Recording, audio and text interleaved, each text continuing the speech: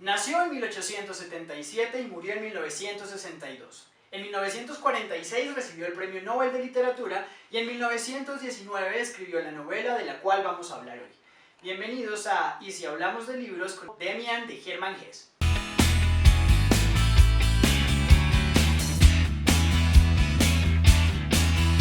Hermann Hesse firma esta novela bajo el seudónimo de Emile Sinclair, que al mismo tiempo es el protagonista principal de esta obra. Por lo tanto, podemos asumir que esta es una novela autobiográfica de la transición de la adolescencia a la juventud por parte del escritor. No obstante, tenemos que tener en cuenta que Hermann Hesse era hijo de padres misioneros.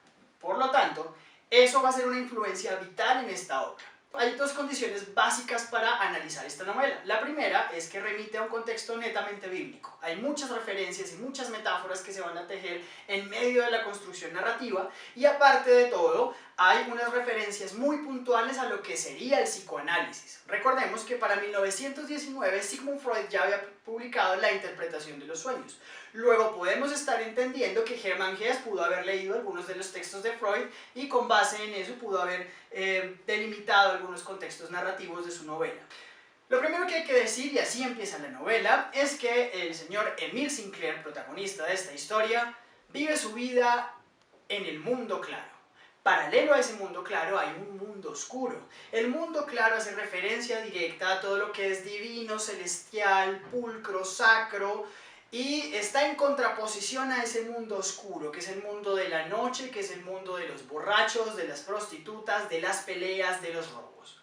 Su familia lo había educado bastante bien, entre comillas, y le había dicho que no podía involucrarse con ese otro mundo. Un día, durante la escuela, Emile Sinclair se reúne con algunos de sus amigos para contar historias adolescentes, esas historias en las que si usted es adolescente me hallará la razón en que uno a veces cuenta más de lo que debe contar. Y no solamente cuenta más de lo que debe contar, sino cuenta cosas que no son ciertas. Y eso fue exactamente lo que le pasó a Emile Sinclair.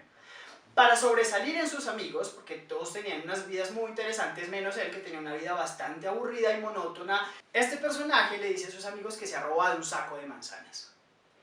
En ese momento llega otro personaje que se llama Franz Kromer. Al parecer, según dice la novela, bastante pobre. ¿Y qué es lo que pasa ahí? Kromer le dice, no te creo la historia. Y Emile le dice, claro que es cierta. Y lo hace jurar por Dios que esa historia es real. Cuando se van sus amigos, Kromer se queda con Sinclair y le dice, ¿en realidad te robaste esas manzanas? Sí, evidentemente me las robé.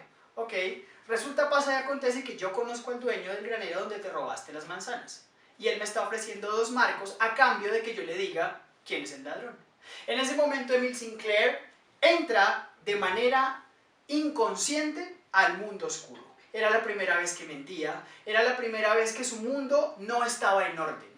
Y a partir de ahí, durante todo el primer capítulo, Franz Kromer termina chantajeándolo, porque le exigió un pago que Emile Sinclair no puede hacer. Y esa mentira lo lleva, posteriormente, a robarse la alcancía de su mamá.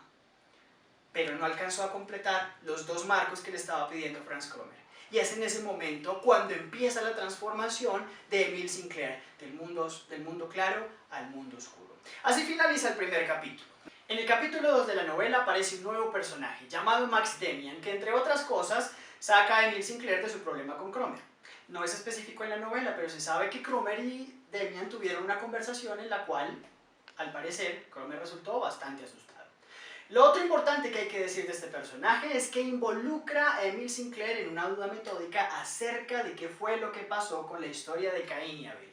En la clase de religión les habían dicho que Caín era el malo y Abel era el bueno, porque Abel había seguido los mandatos de Dios y le había dado lo mejor de sí para la ofrenda, mientras que el señor Caín había desobedecido y había dado de lo que le sobraba para ese enorme sacrificio que ustedes ya recordarán, está por allá en el libro de Génesis.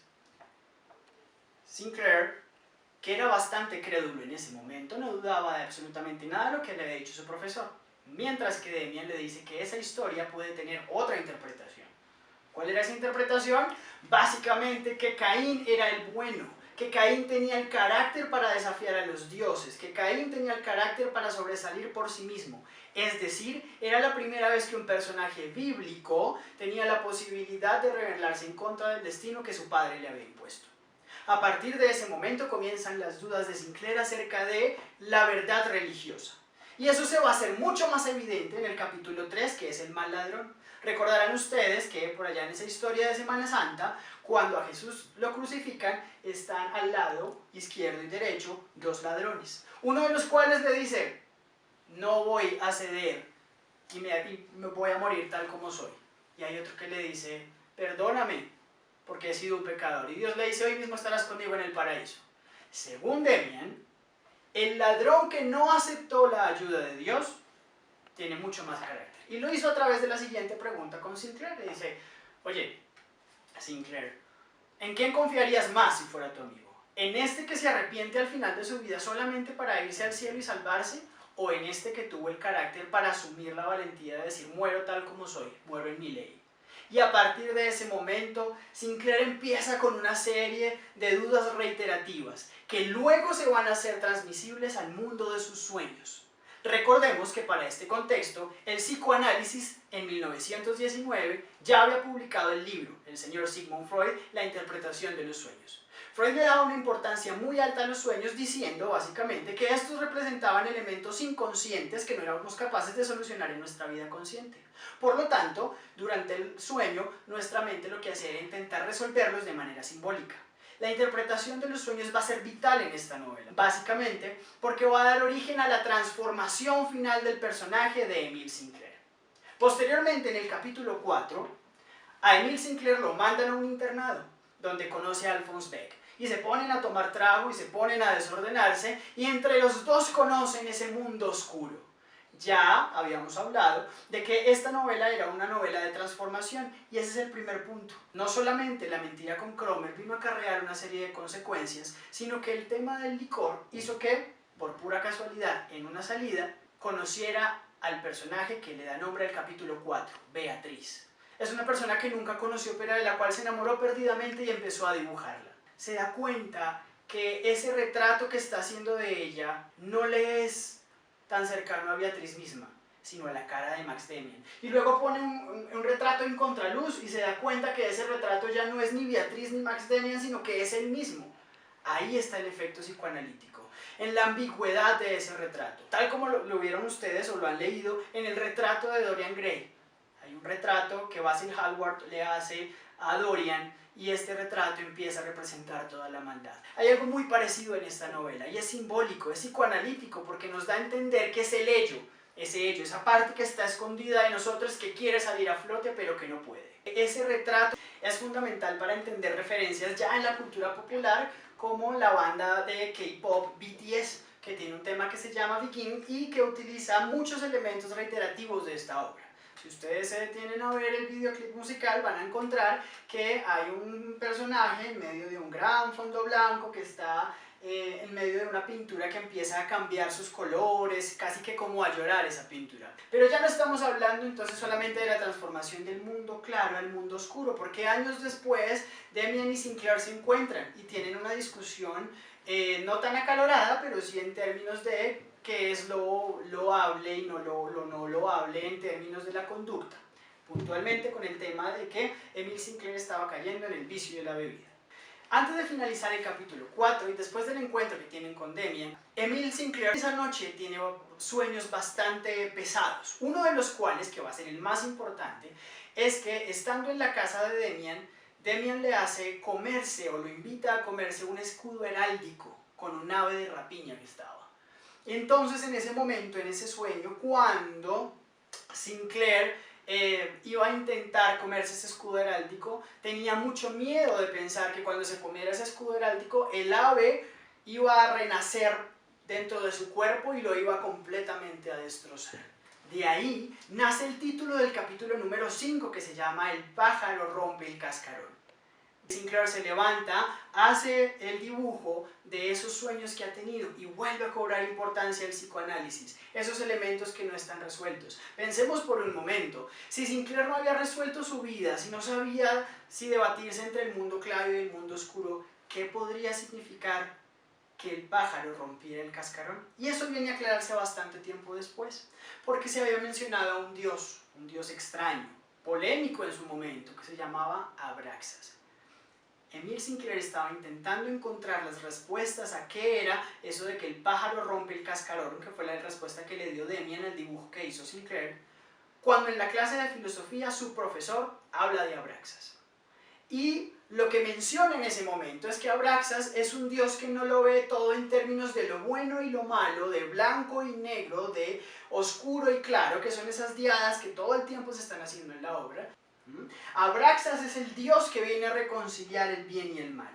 Y esa es la transformación verdadera que se da en Sinclair.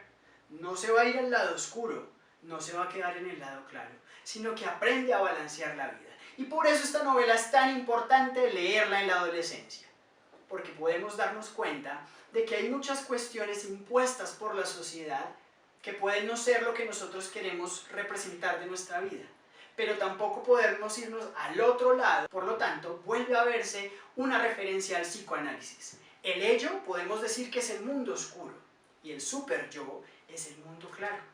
Y viene esa entidad que está en la mitad de los dos que se llama el yo. El yo reconcilia las posiciones de las pulsiones macabras del alma con los instintos sociales regulados. Ahí está la transformación. Posteriormente, hay una nueva transformación de Sinclair. Sinclair ahora es el Max Demian de su grupo. Y a él acude en el capítulo 6 el señor Neuer. Este personaje viene a implorarle a Sinclair que por favor lo ayude a alejarse del mundo oscuro, que tiene unos deseos pecaminosos, fuertemente sexuales. Y en ese momento Sinclair le dice, no puedo ayudarlo, porque yo estoy pasando por lo mismo. Si se dan cuenta, es exactamente lo mismo que pasó con Max Demian y Sinclair años atrás. Solo que ahora Sinclair ya estaba tan empoderado que ahora era él quien pensaba críticamente el mundo y Neuer era el personaje que lo veía de una manera bastante inocente. Por lo tanto, Sinclair podría ayudar a este personaje a salir del cascarón, a romper el mundo, a romperse por dentro para construir un nuevo mundo. Desafortunadamente Sinclair no le ve mucho talento a este personaje que seguía siendo muy moral. Los dos últimos capítulos de Demian se basan en la mamá de Demian, la cual era una mujer muy hermosa, veterana ya, y termina desarrollando una fijación muy alta por ella, pero ella, a diferencia de Beatriz, que era la imagen idealizada del amor, es una mujer madura, que lo que termina diciéndole a Sinclair un poco es que esa transformación que él tuvo valió la pena, y que era mucho mejor arriesgarse a ser una persona que independientemente de que la aceptaran en la sociedad, tenía unos principios fijos en los que creía y no dejarse llevar por la masa con creencias colectivas que simplemente pasábamos por alto. Finalmente, esta novela termina en la guerra. Está en Max Demian y está Emile Sinclair en la guerra.